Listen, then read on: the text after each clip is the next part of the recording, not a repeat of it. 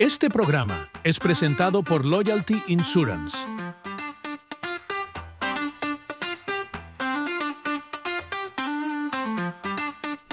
Hola, por mucho tiempo el dictador cubano Raúl Castro tuvo la esperanza de entregar el poder real en la isla a una de las figuras más importantes para ese entorno familiar, uno de los guardianes, el guardián principal de esas arcas multimillonarias de ese régimen. Pero la vida una vez más le dio la última palabra y le frustró ese plan. En medio además del momento en que para muchos se acerca el retiro definitivo de este mundo de Raúl Castro y por qué no también de esa dictadura, se abren muchas cartas de quién pudiera ser, por ejemplo, el sucesor real de Díaz-Canel en la administración de esa bodega del régimen. Soy Rolando Nápoles y esto es Hoy en Cuba, aquí en Univista TV. La reciente movida que Raúl Castro se sacó debajo de la manga de eliminar el límite de edad para ser otro designado gobernante en la isla estaría demostrando varias cosas. Una de ellas es que, en opinión de expertos, al dictador cubano, por ejemplo, la vida le habría hecho añicos un posible plan que él tenía de sucesión del poder en Cuba, que tendría en aquel momento como figura central al general y miembro de la familia Castro, Luis Alberto Rodríguez López Callejas, cuya muerte rompería precisamente estos planes de Raúl. Raúl Castro se le rompió su plan de sucesión futura, que era López Calleja. O sea, al morir López Calleja, que ya él había ido, o sea, ya López Calleja, por supuesto, estaba con el control de la economía de Gaesa. Pero entonces lo iba promoviendo políticamente, lo iba metiendo en la Asamblea, lo iba metiendo en el Consejo de Estado, etcétera. Lo iba llevando a donde él quería para en el momento de la verdad, cuando él desapareciera, fuera una cosa natural que este personaje heredara todo. Pero bueno, se le rompió ese esquema. Entonces han tenido que recomponer el esquema, pero no todo el mundo, vaya, no es porque López Calleja fuese un premio Nobel de Economía, ni mucho menos, pero sí era un premio Nobel de la maldad económica. Si hubiera un premio Meyer Lansky, yo se lo daría a él. O sea, recuérdate que Meyer Lansky era el gran cerebro de la mafia siciliana aquí en Estados Unidos. Eh, ¿Quién pudiera ser esa persona que tuviera el respaldo de los militares, que tuviera el control de Gaesa? ¿O quién pudiera ser la persona que fungiera el mismo papel que ha venido teniendo Raúl Castro estos últimos años? O sea, el de manejar el guiñol a distancia. El de que pongan, en ese caso no es tan importante a quién pongan. Pueden poner a cualquier otro nuevo títere ahí y lo manejan a distancia, quizás no desde un lugar, sino desde dos o tres lugares. Para analistas como el directivo de Cuba Siglo XXI, Juan Antonio Blanco, la responsabilidad que tiene el emporio militar Gaesa, que encabezaba el ya fallecido general Luis Alberto Rodríguez López Calleja, en lo que habría sido definido por el directivo de Cuba Siglo XXI como una suerte de genocidio planificado en la isla ante la imparable crisis sin solución en el país, abriría, ¿por qué no?, la pregunta de hasta qué punto sería decisivo el rol de esa élite militar bajo el mando de Raúl Castro en designar a un sucesor de Díaz-Canel tan fiel, disciplinado y dócil. Todo eso es factible, que pongan a un político al frente digamos, del Consejo de Estado y que pongan entonces a una persona al frente del conglomerado de Gaesa y a otra persona al frente de todo lo que es el control del aparato militar en sentido general, o sea, FARC más Ministerio del Interior. ¿Quiénes pudieran ser esas personas? Bueno, ahí es donde entramos en las especulaciones. Se han barajado varios nombres. Yo creo que esa persona sería hasta bueno que la nombraran porque desataría, a mi juicio, yo apostaría a que probablemente desatara una pequeña o grande tormenta en los círculos militares que pudieran dar al traste con el gobierno, que es Alejandro, o sea, el hijo de Raúl Castro. Porque además de eso, en esa familia, en toda esa familia en general, no hay, los hijos no tienen esa vocación política.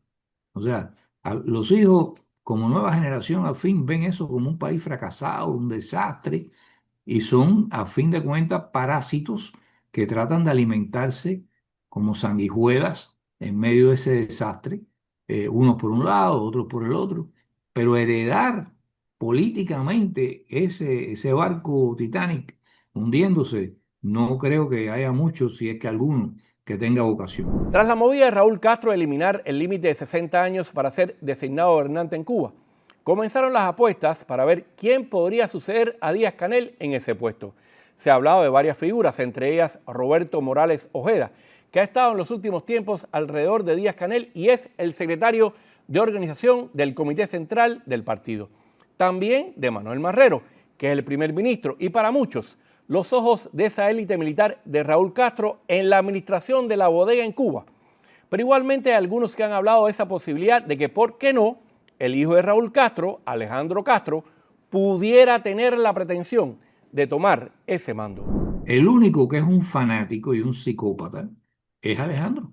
Es el único que se le puede ocurrir en su cabecita y por su cercanía con los rusos y al mismo tiempo porque tuvo esa relación con el gobierno de los Estados Unidos a altos niveles, con la CIA, con Brenner, que ahora tiene tremendo problema porque participó en la conspiración contra Trump. Eh, Ese sería uno de los posibles siempre candidatos. Pero el problema es que Alejandro, cuando tuvo poder, se dedicó también a cazar a una lista de personas que no eran de su agrado. O sea, hizo la lista esa de personas que él consideraba fidelistas o consideraba no confiables.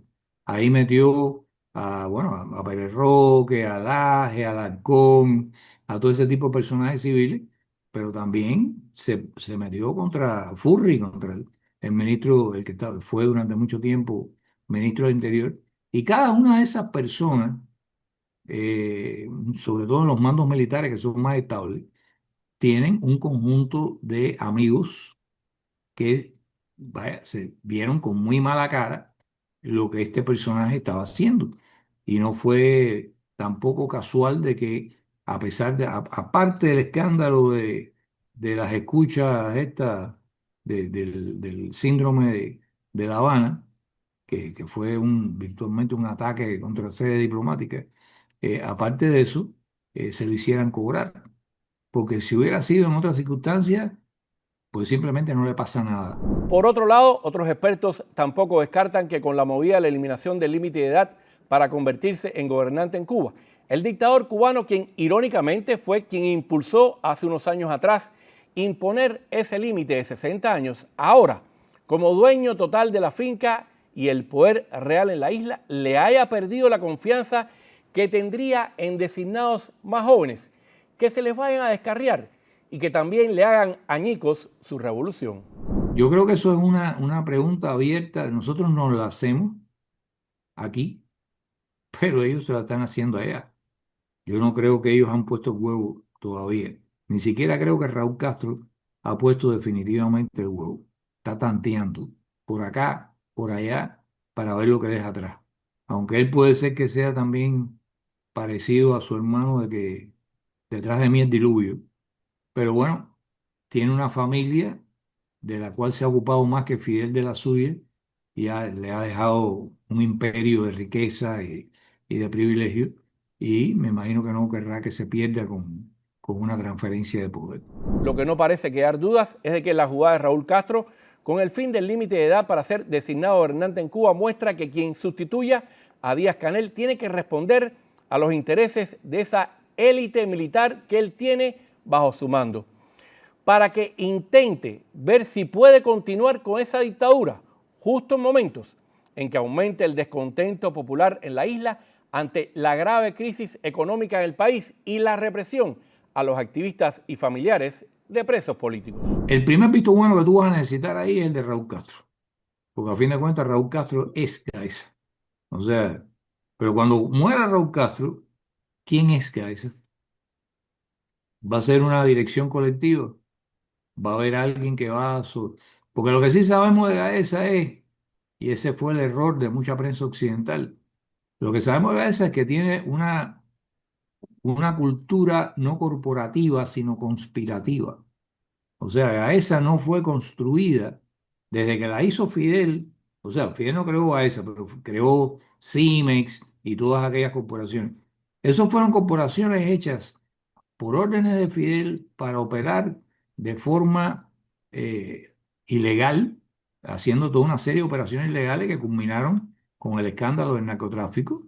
Y por lo tanto, funcionan no solo a base transparente, pública y con estrictos criterios administrativos, como puede funcionar una corporación cualquiera en el mundo occidental. Y eso es lo que hace más difícil saber dónde está el punto real de la persona que tiene más ascendencia. Porque, por ejemplo, tú tienes una persona que es directora de tal cosa, digamos. ¿Es ella realmente la que manda? ¿O ella es simplemente una burócrata a la que le dicen, igual que a cualquier ministro, lo que tiene que hacer y deshacer? Entonces, mientras esas estructuras sean inspiradas por una cultura conspirativa, secreta, opaca, que no haya transparencia. Yo diría que la consigna de transparencia, la exigencia de transparencia, es la más subversiva de todas las consignas que tú puedas lanzar hoy en Cuba. Y para muchos, sin dudas, quizás a esa dictadura ni siquiera con esta crítica situación que hay en la isla le dé tiempo a poner en el tablero, a jugar a esas figuras que en estos momentos están siendo co-manejadas, posibles sucesores de la administración de Díaz-Canel en el país. Soy Rolando Nápoles y esto es Univista TV.